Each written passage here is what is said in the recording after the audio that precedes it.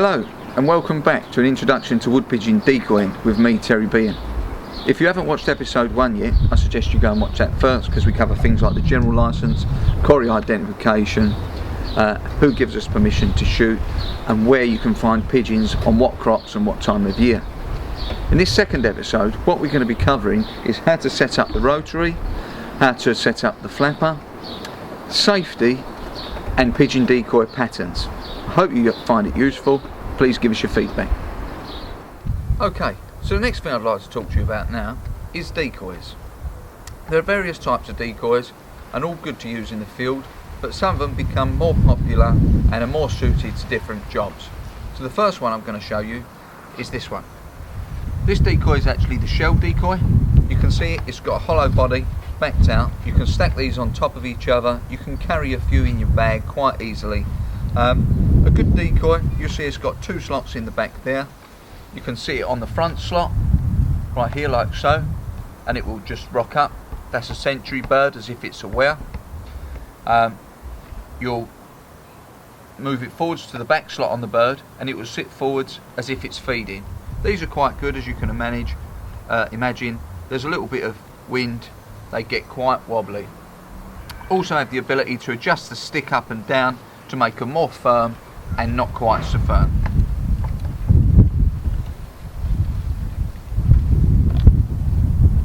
So that's the shell decoy there. The next decoy we've got, as you can see on this long pole here, is actually called the traitor decoy. It's hanging on 2 pieces of cable. It's a hand painted decoy. You can see it's got no shine at all, unlike the shell next to it. There's a little bit of shine. It's got some nice white wing bars on the wings here and some nice white neck bars there.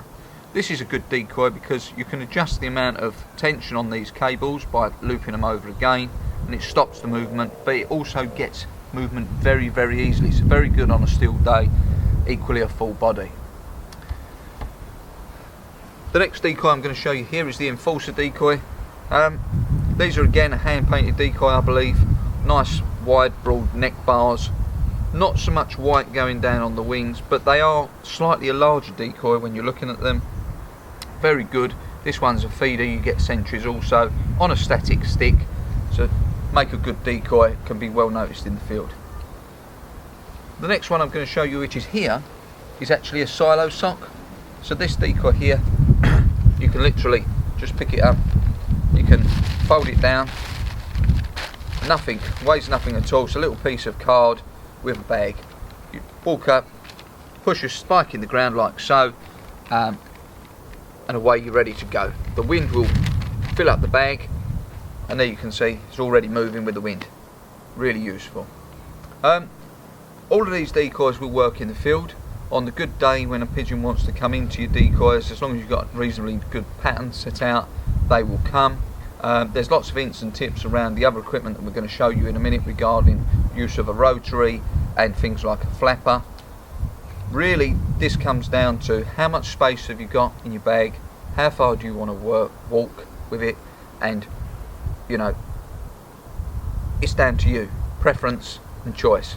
I've had good results with all of these different decoys and they'll work well. Okay, in this section I actually want to show you what I carry in my kit bag. A lot of people use a lot of different accessories when they're out shooting, particularly wood pigeon shooting, but there's a few key elements that I never leave home to go pigeon shooting without. So I'm really going to just talk you through a few of those now and show you what the benefit of them are. You know, as I said before, the chair, get yourself a good comfortable chair. It doesn't have to be one of these round chairs, but this is a useful one. It's adjustable on the legs, it rotates when you're sitting, that's fine. You get the bucket type chairs. The trouble with bucket type chairs, they don't have a back, which means you can be sitting all day leaning forwards, which can give you a bad back. But the chair, up to you. Even if you shoot standing up, it's good to have a chair with you to sit down and take a break from time to time. Something else that I always take out, you know, when we did the hide building section, I covered the hide poles in the nets, and then I said that I put on natural foliage. So I'll take some bushes and branches, obviously always get permission, make sure you're not damaging any ancient trees and stuff like that. So I take with me a set of secateurs or pruners. You can get the little hand ones. These just make it a bit easier. They just go in the side of my bag. Always got them. Another thing that you can use for the exact same purpose is one of these. If you want to, you can take a machete out. Obviously, you've got to be very careful if you're going to use one of these. Make sure that you keep it well out of the way and stored away safely. You don't want to be driving around with it in your car when you're not going shooting. An essential piece of equipment for anybody that uses a semi-auto, I'm sure you'll find, is that a magnet stick to pick up your cartridges is really important. We don't leave any cartridges when we're out shooting. We don't leave any rubbish behind. We always make sure we clear the ground. So this just makes it easy. A semi-auto will scatter the cartridges around in the foliage. Make sure you have a good look around. Make sure that you pick up all your cartridges, take them away and recycle them. That's the best thing to do. Something else that I have in my kit bag, really, a couple of tent pegs and a piece of string. Now, what's this for? Well, on a windy day, these become really useful. The hide you're sitting in, you can picture it now, you're sitting in the hide, it's blowing in your face, your hide poles start to lean in or lean out. You can quite easily pin these in the ground, tie them to your hide pole, and it just gives that extra support rather than you sitting in on a hide that's collapsing in around you. It becomes very useful. You know, you can see that I'm kneeling on this net. I always have two nets with me. I use a harvest coloured net, which is the yellowy sandy coloured net behind in the green season, and the green one over the front, and I swap them around later on in the year. Kebab skewers. Now, that's probably thinking, why would you use kebab skewers? Well, what I use with a kebab skewer, what I use this for, is actually, when I've shot a pigeon, if I want to use it as a decoy, and I'll kind of try and demonstrate as I can on this decoy here, is I will then take the sharp end of the kebab skewer and I will push it into the crop of the bird and up into the neck, and that will create a bird on a stick. I would then push that stick in the ground and it would sit like so in the ground, and you will see that it actually acts as a real decoy. Okay. The next thing that you saw in the hide building video is these little clips. I always take these clips with me. You know, they're crocodile clips, a large version of them. They're useful for tying the net on the hide to the hide poles, clipping the umbrella down. You know, they're very, very useful. You can never have too many of these. Always go with at least 10 or 15 of these in the hide bag. Useful. Another piece of kit that I always use is a bungee. You know, good old-fashioned bungee. Likewise, the back of your hide can be being blown around. You could have a tree that you want to pull your net to. It could be really rooty on the ground and you can't get your hide pole in close, but you want the top closed in. It's very easy to hook a bungee around the hide pole and pull it around the tree and hook it back on itself, or go right round the tree and to the other hide pole. Really important piece of equipment that we've said before. Your hat, you know, straight away that will stop the sun on my face. Makes a massive difference when you're pigeon shooting. A pair of gloves to stop the glow on your hands. That was in my kit bag. The buff, as I said to you, you know, you put this on, put this up over your face, put your hat on. The next thing, you know, you're much more difficult to be seen. But we do know that you must keep still in the hide. That's the art of it. Reconnaissance, reconnaissance, reconnaissance. You need a reasonably good pair of binoculars. Not expensive pair of binoculars, but a good pair of binoculars so you can watch birds. You can see where they're going down in the field. Not only that, you can observe nature when you're sitting in the hide and there's no pigeons coming in. You can have a look around and see the benefits of the countryside and what's actually happening on that piece of ground. Very, very useful. Obviously, an essential safety piece of equipment is hearing protection. You know, whenever you're using any kind of shotgun, you should always be using hearing protection. So, for yourself, and if you're taking someone else with you, make sure you've got hearing protection. I use what's known as a clicker, which is a counter. You click the button and it goes up. Now the reason that I use this is because on an exciting, reasonable day's pigeon shooting, when you've got large numbers of birds coming in, you want to keep track of the numbers of birds that you've shot, and you want to be marking where them birds are dropping. One, it makes it easier for your dog at the end of the day, or yourself if you've got no dog, but I would always advise where possible to take a dog with you. And two, you will know exactly how many birds to pick up at the end of the day. If you're struggling to find one, that will point it out, because you'll be able to count the birds that you've picked up against the number of birds that you've got on your clicker. And also, if you're interested, you'll be able to count the empty cartridges that you've collected to make sure you've picked them. And you can work out your shot to pigeon ratio to see if you need to improve and get up the playground a little bit more. Okay, another thing that I take is a simple sign. Now, I put this up 50 or 60 yards away from me if I'm ever shooting near a footpath. Now I put this up because it could be a bridle path, a footpath, people could be coming along on horses and not see me because I'm in the field in a hide. Something as simple as this, you can get them online, very, very cheap, screwed to a piece of timber. You can just bang it in the ground up on the walkway, and that lets people know that you're there shooting. It will also stop you from startling them or a horse should they be approaching you. Very good. I use this big heavy rucksack here, which is a useful piece of kit, full of decoys, full of nets. You know, makes carrying stuff really easy. I normally take 4 to 6 hide poles with me so I can make a hide any shape I like. And likewise, on the odd occasion, we'll use a brolly to just give us a bit of cover behind us as we need it. That's really what's in my kit bag. I'm now going to do a video and show you of the use of a rotary and the pigeon flapper that we use as other pieces of equipment, and I hope you enjoyed that. Okay, in this episode I'm going to show you how to set up the actual rotary. The rotary, also known as the magnet, the whirly, the carousel, all are the same thing. Basically, it's this mechanism with arms on it that rotates, circulating 2 pigeons, one on each end, to attract pigeons from across the way. This one itself, I don't know if you can see here, it has 2 screws on the top that adjust the actual angle of the arms. So you can unscrew it and it will raise them up, and you can screw it in and they will remain where they are. Quite useful if you're shooting over a crop and stuff like that.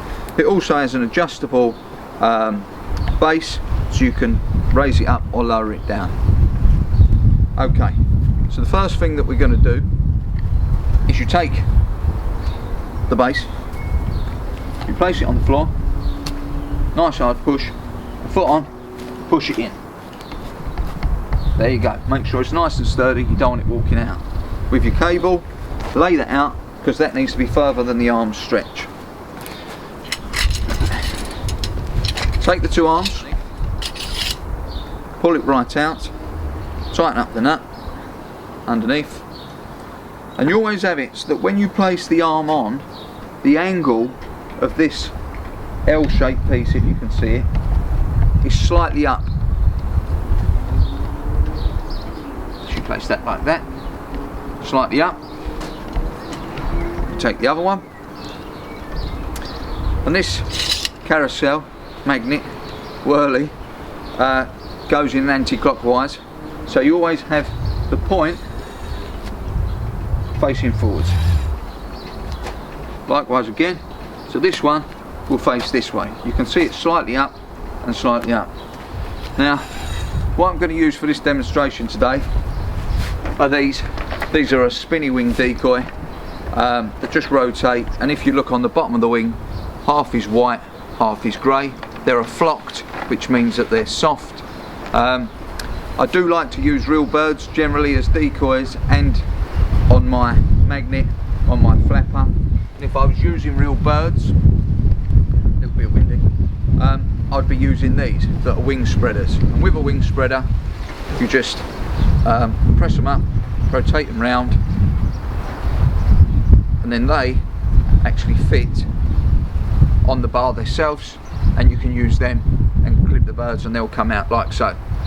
But we're not going to use dead birds today. We're going to use these spinny wings. I mean, they do work well. Some people get on well with them, some people hate them, but there's other types. There's paper types, they call them pro flaps, and I just hook the bottom hook under the bar there, slide it on, and then we tighten up this nut, and then nice and tight, stops it rotating round. What you have one there.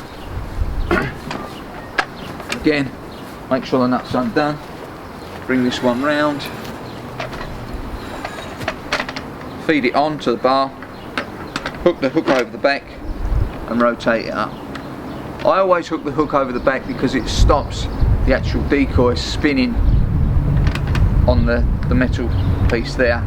It can rotate round, you know, you set your pigeons up, you walk back to your hide and then it rotates, and it's absolute pain. Give them a twist, make sure they're where you want them. Okay, so that's your whirly set up. As I said, we can adjust this so it comes up slightly higher. Now, the last bit and the final bit is to take your battery that you're going to use. Just a 12-volt battery this is, and then you've got your two connectors. Always make sure that you're far enough away from your magnet, because as it turns it will hit you. Black on and red on.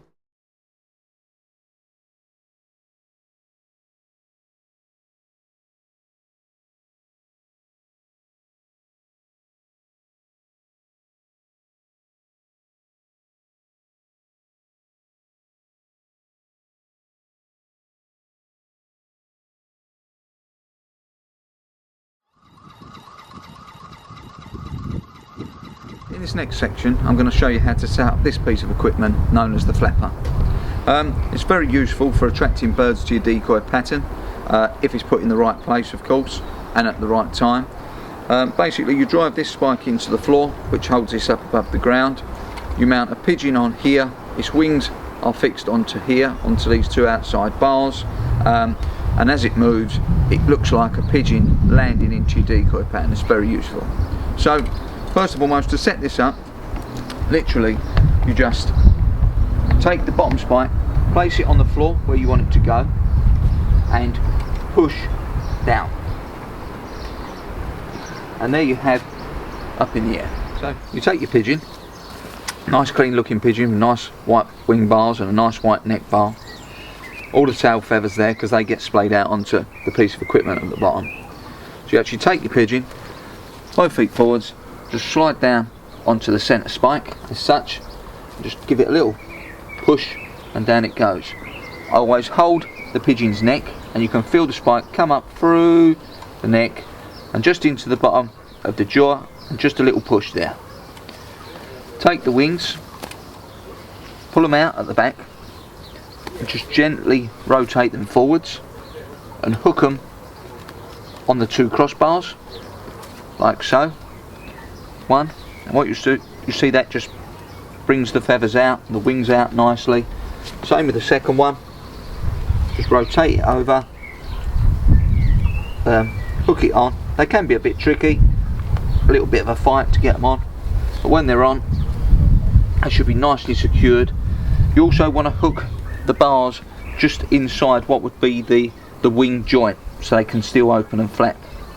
Once you've done that, give the bird a little brush down, ensure the feet are over the front, nice and neat. Come down to the tail feathers, open the tail feathers up so it splays, and hook the two outside feathers onto the flapper.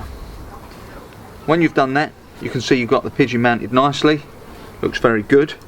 Now these pigeons don't ever go to waste. We use these for things like ferret food. On this flapper you'll notice that I have another little black box on the bottom of the connector. Now this is an intermittent timer, so it makes it flap and then stop. You can also get remote controls if you wish, but I just use this. I then go straight on to the battery, black to black and red to red, and you'll see it starts flapping straight away.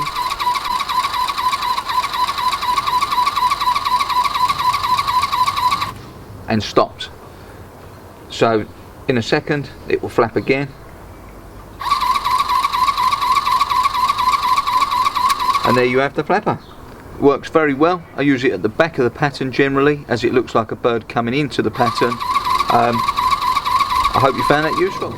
Okay, so now that you understand how to set up the rotary, you understand how to set up the flapper, the next thing I want us to look at is decoy patterns. So, the first pattern we're going to look at is the horseshoe pattern. Here you'll see that the pigeons are set out like a horseshoe pattern. The wind is face on, and the flight line to the pigeons will be coming in behind them. You can see the 3 white lines on the left of the screen. You'll also notice the hide at the bottom of the screen. Here you were shooting birds from your left to your right. You'll want the first pigeon set out at around 15 yards away from the hide, with a reasonable wind from the right to the left. You can see in the centre you have your kill zone, which is where predominantly you'll be taking most of your shots. Now this pattern does work in the middle of a field. If you use the umbrella hide, it will work anywhere, but this is all about having the wind face on into the pigeons. You'll notice that there's no variance, so there's no rotary being used and there's no flapper being used. If I was to be using a rotary at this point, I would open up the front of the pigeons, I would be putting the rotary towards the front, and I would be putting the flapper at the back of the closest pigeon to the hide.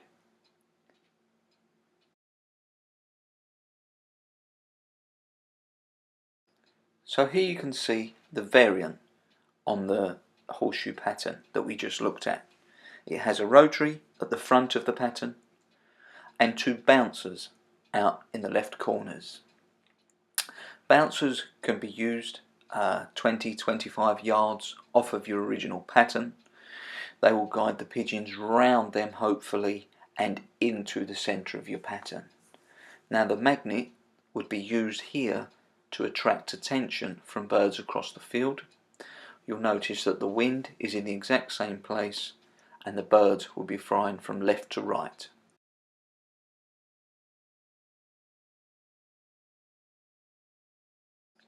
Now we're going to look at the L-shaped pattern. Here you'll see the hide is at the bottom of the screen, but we have a wind quartering over our left shoulder. You'll notice that the pigeon lines coming in are coming from the top, from the right and from the lower right. This is why we use the L-shaped pattern. The top of the pattern from the horseshoe pattern is actually opened up to allow birds to come in from the furthest point.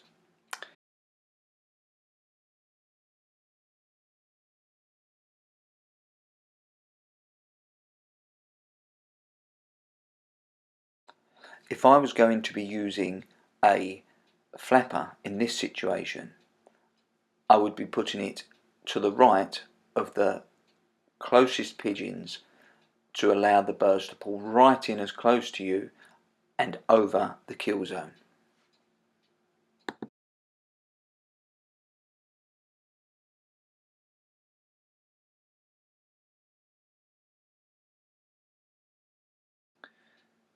And here we have another example of a typical horseshoe pattern, but now the wind is on your back. We'd be expecting the birds to be coming straight in towards us, so we'd make a horseshoe pattern going away from us. First bird probably out at 15 to 20 yards, going back out to 30 yards. You want the pattern width to be kind of 20 yards across between the 2 outside pigeons. I'm not fond of this pattern, if I'm honest. The reason for that is that any bird that comes into the back of that pattern and looks up will be looking directly at you in your hide, and they're most likely to see the movement. So if you are shooting this way, keep very, very still and don't move until you want to be pulling the trigger. What I would most likely do in this situation is I would set my pattern off to one side of the hide. Therefore, I would be shooting a quartering in bird rather than one that's coming directly towards me and going to flare the first time it sees the movement. Okay, I hope you found them decoy patterns useful. They are just a base for you to start with, but the real experience tells you to watch the birds and adjust your pattern and equipment accordingly to how the birds are reacting. The next section I want to talk about is probably one of the most important, if not the most important, which is why I've left it to last, is safety and considerations when you're in the field. Now, safety, some people will think is quite obvious, but we've touched on them as we've gone through these videos. Ensure that the hide floor is flat where you're shooting. If there's two of you shooting in a hide, only load one gun at a time and let the second person be sitting behind you when they're observing. You need to know your arcs of fire, so give consideration to the neighbours and the people of adjacent land. You need to understand where there are things like power cables. You need to consider footpaths and bridle paths, because you could have people on horseback, people walking their dogs, and just general ramblers out in the countryside that we get. Don't mix your cartridges. You know, 20 and 12 bore cartridges, a 20 bore cartridge will fall into the barrel of a 12 bore quite easily, and a 28 gauge will drop into the barrel of a 20 bore quite easily, block the barrel and can cause serious problems. Hearing protection. Ensure that any time that you shoot that you do wear hearing protection. It's extremely important. Protect your hearing. You want to be able to hear the things for the rest of your life, no matter how long you've got, so ensure that you've got hearing protection. Some considerations. Always be polite to people that you come into the countryside. Give them the opportunity to ask questions and explain why we undertake pigeon decoying. Explain the amount of damage that pigeons do, and more importantly, explain that the pigeons that you've shot are going to be taken away and consumed by you or the game dealer, and they're beautiful and they're healthy. Again, I've touched on it a couple of times, but something to put your birds in the warm weather. You know, ensure that you get the birds, you take them in, you keep them cool, and you treat them as food from the second that they've been shot. Ensure that you've got water for you and your dog. Another thing that I always like to carry with me in the vehicle is first aid kit. It's handy to have a first aid kit. You can cut yourself on ejectors, you can cut yourself when you're building a hide, the bushes, but not only for you, for your dog. If it's out picking up something, it can cut itself. Ensure that you've got something there ready for the dog. And one final thought is always leave the space that you've shot as you found it. So tidy up after yourself, leave no rubbish, collect up all your cartridges, all of your birds, recycle your cartridges, and eat the birds where possible. I hope you found these videos useful, and I hope you enjoy your wood pigeon decoy. Please let me know.